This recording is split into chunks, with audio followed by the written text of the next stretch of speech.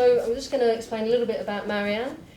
She left her job in 2011 to create a social enterprise. Yeah. Seems like yesterday. Seems like yesterday. Ayrshire Children's Services provides personalised support for children and their families in Ayrshire. Yes. Very good. What are you going to do when you replicate into other spaces? Is the name going to stay the same? We sort of thought about that at the beginning, but I have worked in Ayrshire since I was about 17, and my sort of kind of heart lies there. So I think that we're going to be very much a quality service rather than quantity. So we're just going to stay in Ayrshire and work through the generations of all the staff and then all the young people as well. So do you want to tell the audience a little bit about your services? What do you do? Why is it so special? And why is it needed? Ayrshire Children's Services works with young people who are aged between 6 and 18 who have additional support needs. We work very much, sort of, I daren't say the word bespoke because some people like it and some people don't, but we do tailor our services around the families. So we listen to the families and we listen to the children, and we very much tailor our services around that. Alongside that, to help us do that, we actually train and support workers who are currently either unemployed or between jobs. Some of the people we've got is really quite experienced, so it's about helping people back onto the job ladder. Once they hook up with the families, and if the families need certain services, then we'll train the workers again to work and tailor. And the reason we need this service is because usually childcare services are there and it's postcode or it's age or you know it's for boys, it's for girls, and we want to be a very inclusive service, so we're there to fit the service around the children rather than the children fitting into the service, if that makes any sense. Okay. So we rolled out a pilot, we spoke to parents, we consulted, and that's where the kind of service grew from. And what made you take the leap to leave your job and to create a social enterprise? I suppose I just wanted to do things a bit differently. I think that, you know, looking back, you know, my partner is very much into social enterprises, and, you know, he used to talk about Liam Black and social enterprises, and it was just like, But I think that it's coming to the point where we really need change, and we really need smaller businesses and concentrated effort, you know, that way to make things just that wee bit different. And when I worked for a Scottish charity and attain that leap, I attain it very much kind of being 50% pushed as well off the parapet. I did a lot. I feel that, you know, I did a lot, put my heart and soul into things, and I spoke to people. And then when funding gets cut, you just become a number. You just become this very much, we don't really need you anymore because there's no more money for you.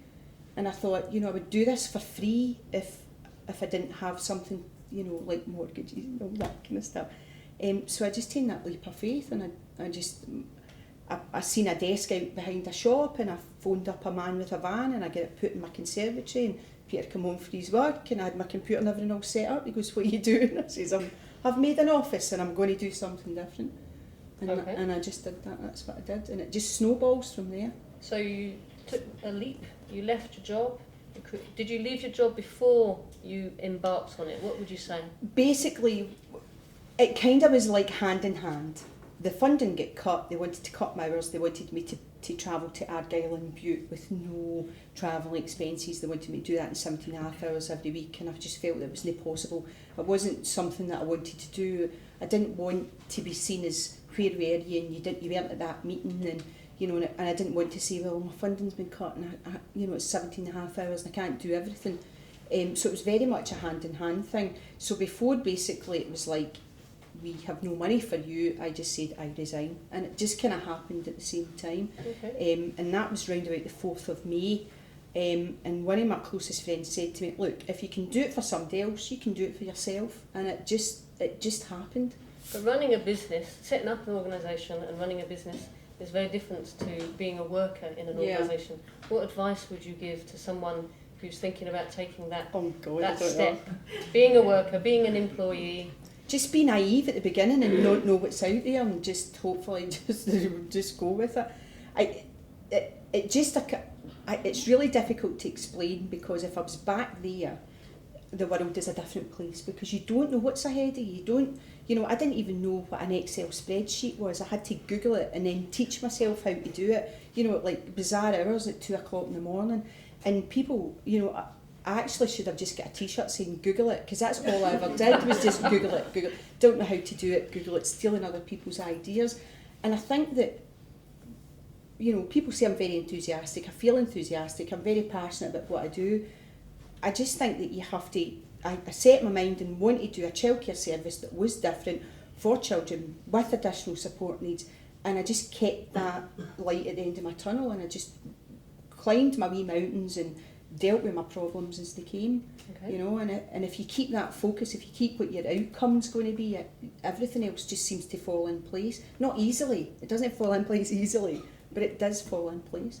And do you feel that you're at a point yet where you've got any kind of work-life balance, or are you just on full-on drive, being the I'm nearly there. Oh, yeah. I am nearly there. I still, I'm getting to the point where I'm managing to get to the top of the stairs before I go back and get my laptop. Do you know that way? I used to just automatically put it in my bag and take it home, but now I'm sort of kind of leaving it and then getting to the top of the corridor and going, I better just go and get it.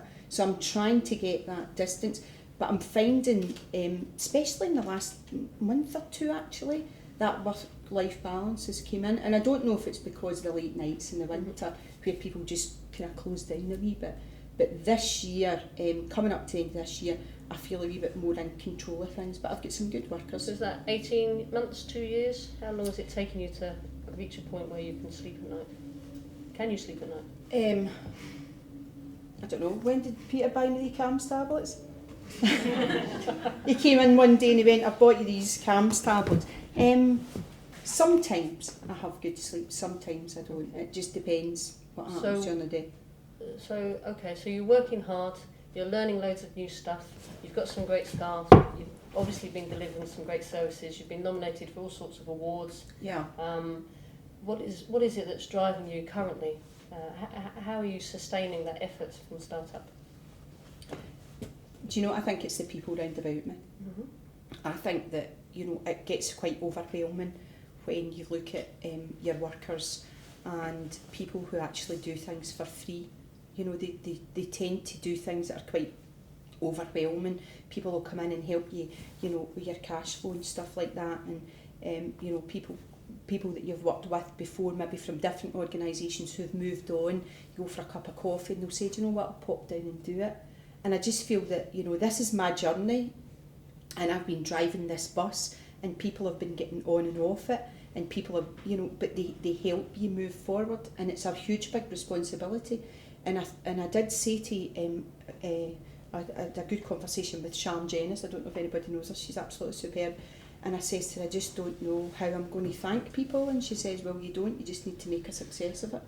Do you know that way? Mm-hmm. And I think that's really true. It's about, I feel as if sometimes it's overwhelming, and I've got this responsibility to make it work because other people have put an effort into it, and that's what drives me. Mm-hmm. It's about the other people and the families that we work with as well. Do you want to tell us a few stories about some of the families you work with and the difference you've made? Yeah, we worked with a boy who's got autism and pica, and if anybody doesn't know what pica is, it's where children eat very strange things, and this boy, he just loves to eat wood. And his mum, in fact, I'll just tell this wee funny story first. His mum was saying to me the other day there, she'd come through to the living room, and the kid's school picture was kind of sitting like that. She went to fix it, and he'd eaten the leg off the back of it. Do you know that way? And he eats the back of doors, so he hides what he does. We worked with him. We met the family. Mum has actually got 7 children, and her and her husband are very enthusiastic, and they love their children, and they work really hard. As you can probably imagine. And he just spent his whole day just playing shooting games, Black Ops or whatever it is, on his PlayStation, and he had something like 400 games, it's thousands of pounds worth of games, because he couldn't get out to play. He would, couldn't get out the back door because he would eat his way through and go out into the road, and he had no idea of keeping himself safe. And we put a worker in there for 6 hours a week, and 9 hours a week at holiday time. and we do reviews. So we do these reviews with the parents, and we also do reviews with the children. We do it very much smiley faces and all pictures and all that kind of stuff. And basically he doesn't even like his PlayStation anymore. He just doesn't like it. He just doesn't want to be there. He's going home with how to plant plants, and he's going home with, you know, wanting to play with basketballs, and he's going home talking about his worker, and he just doesn't want to play with his PlayStation anymore. How long have you been working with him? That would have been, it will be a year come this Christmas. It's quite a transformation in a short period of Uh-huh. time. And I got a Christmas card, my first Christmas card the other day there, which is quite overwhelming because I haven't even bought any. It's okay. It's From the mother, and she just put a wee bit in it, thanking everybody from Ayrshire Children's Services and what a difference it's made in her life. And that, go back to the question that you'd asked, is what keeps it going. And if it's only that one person we ever work with, that for me and the workers is just absolutely amazing. It's amazing because the workers themselves don't know what they're doing. They get into it and they enjoy it, but then when I talk to them in supervision, I'll say, do you know what you're actually doing? Do you know the outcomes that you've got? Do you know what the knock-on effect and the soft outcomes, the process indicators and all that kind of stuff? And they go, oh no, I didn't know that. And they just, their self-esteem and confidence raises as well. Do you ask them to Google it? They Google it, yes. Facebook, Google, media, all that kind of stuff, yeah. Mm. People say to me, how do you do that? And I'll go, don't know, Google it. You'll learn about it. It's something we use quite a lot. Yeah. What did we do before? Don't know. Ask my mum. She knows everything. You could have that. Ask my mum or Google it. Yeah. Oh God. Yeah. I'm going to do that one. There's a business opportunity in there. So those t-shirts. Like, shh, don't tell her. I'm not giving you another business opportunity. You've already done that. I have. So you've obviously come through some of the hard times. The startup's been a couple of years. Yeah. As I said, you've won all sorts of awards. What advice do you think you'd give to someone in their startup stage, and who would you recommend to go and get some advice from? It doesn't have to be intermediaries, although if you can recommend them. What how should someone proceed with their idea? I just think that there's a few things there. You find out who else has done it. You look at other people and you copy what people have done. I get ideas from people at Tesco's, do you know, that way, who've captured the market. You know, I get ideas from other social entrepreneurs, attending, training. Don't forget about yourself, that's another thing. People, you've got to keep learning yourself, you've got to keep meeting other people, you've got to keep experiencing new experiences. I did read somewhere a while ago about some author who just wrote books, and he wrote books about writing books because that's all he ever did. And the strangest of things come from the strangest of places. So I tend to go to gatherings that I feel might not be for me. I might go, oh, it's got nothing to do with childcare, but I'll go anyway because you meet people. And the best bit about that was going to an Irvine generation about Irvine Town Centre. And I went, and next to me sat a manager from the job centre, and her and I get speaking. No, sorry, I was speaking to her because that's all I ever do is tell people what I'm doing. And she picked up on the fact that I was doing training and I was helping people back into employment and build their confidence. And it turned out that the DWP had this big gap on how to train people to go back into childcare centre. So I suddenly found this strategic partnership that was going to be quite a sustainable arm to help Ayrshire Children's Services come. So within a week I'd split the business down into two bits, and we have essentials plus training, and we have the childcare and the training specifically to train people in the childcare sector with back to work skills. So you have to be in different places, you have to experience it. Taking care of yourself as well, about Social Enterprise Academy, fabulous training. I mean, I just cannot bang on about how much the Social Enterprise Academy does their training. Two of my workers are doing the leadership course. They come back buzzing. You should see, I've got these ideas, and I'm like, stick it in a post-it board. And they just keep, it's enthusiasm. You meet 30 other entrepreneurs from all over Scotland, and you just get these amazing people who you talk to. And then you get into trouble because you're not joining in the training because you're too busy talking and stuff like that. So you have to take care of yourself.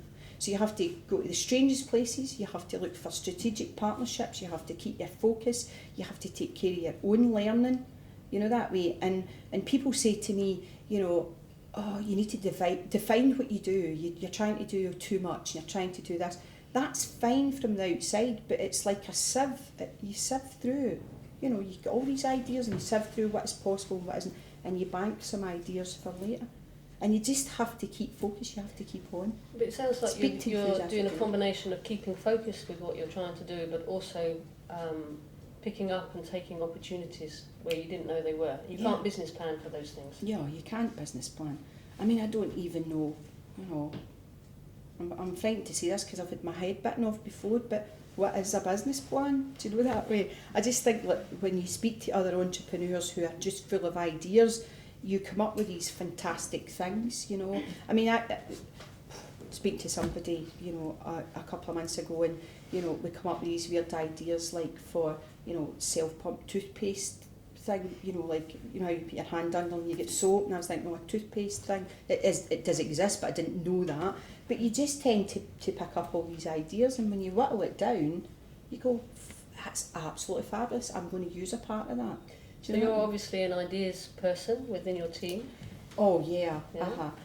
I don't know if anybody, there was a webinar, and I'm sorry, I don't know, I can't remember the guy that was holding it, but he was talking about, you know, different types of leaderships, and he was talking about how Richard Branson is like an ideas person, and then Richard Branson has these ideas and then leaves it with a team, and I very much fit that thing. And at the moment, I don't have that team structure. No. So I am an ideas person, and I'm a rollout person, and I am an Excel spreadsheet person, and I'm a Google person, and I'm a confidant and a counsellor, and a pick me up when people fall down, you know, and a mother and a partner and, you know, an auntie and all that kind of stuff. But it's about knowing, I know where I want to put my pillars in. So who's the next person in your team? My next person in my team is somebody that doesn't talk as looking for a job. Doesn't talk as much as me, but can streamline the idea and sell that on. That's what I'm looking for. We're looking to take on more people next year through the new community job placements.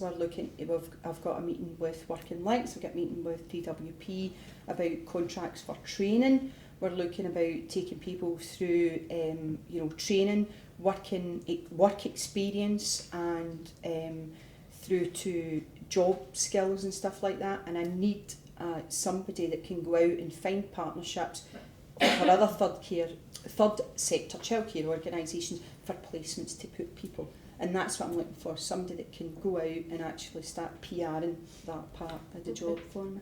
And you don't think that's you? Not at the moment. No? Going to concentrate on your operations? Going to keep concentrating this and maybe do some...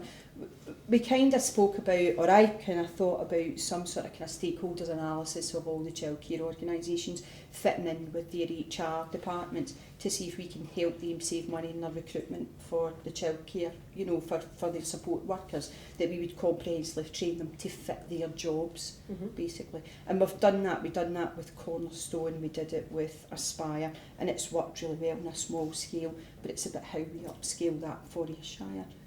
So good luck with that. I'm going to ask you 2 off-the-wall questions. Is there anything that you'd like to share with the audience, something about you that we don't know about you yet? I've got a long list of things about you, but I haven't shared those. Something you want to share about us. And the other thing is, where are you going in your 21-foot camper van? Where's your next holiday in the big camper? Oh, that's easy. We're leaving just after Christmas to go to Aviemore for New Year. So we are. We went there in about February in the camper van, and the snow was 5-6 feet. And my son, who's just turned 5 a couple of weeks ago, just hadn't seen that much snow before, so he was elated. We bought a sledge. We bought 2 sledges. The first sledge we broke, because I don't think Peter and I were meant to be on it at the same time. And then we had to go buy another sledge, because Josh was really upset. So that's where we're going. Aviemore for New Year. We're going to do something special at New Year. We're going to go and see the wedding coordinator and eventually get married after 13 years of being together. So we're going to do that. Yeah. So we are. So mate, is that the thing about you we don't know? Yeah, that's it, yeah. And the other thing that, you know, you were asking about, you know, advice and you know, people doing it, and it's about really kind of believing in yourself, I suppose. And one of the things that I think that people look at you now and they don't see the past. You know, they don't see where you came from. And I came from a very good background, and I came from a loving family, but I came from really struggling in education when I was younger, feeling as if I was never understood. Sometimes I still don't feel as if I'm understood, but not leaving school with no qualifications, working through an art course and becoming a potter, so I can throw a mean pot, so if I was ever in the generation game I would win. You know, from that, you know, skipping over to America, disappearing for a wee while, coming back when my dad said he wasn't sending any more money because I have to come home. From that, just really hanging on to the fact that my mum used to say to me when I was really wee, my mum will be 80 in January, she says, Marianne, you're putting this off for something, you just need to find out what it is. Do you know that way? And I think that we all are. I think that is what I talk to my kids about when I work with them, and I've worked with kids for 23 years. Kids come up to me and go, you worked with my mum was in your youth group, and you think, my God, how old am I?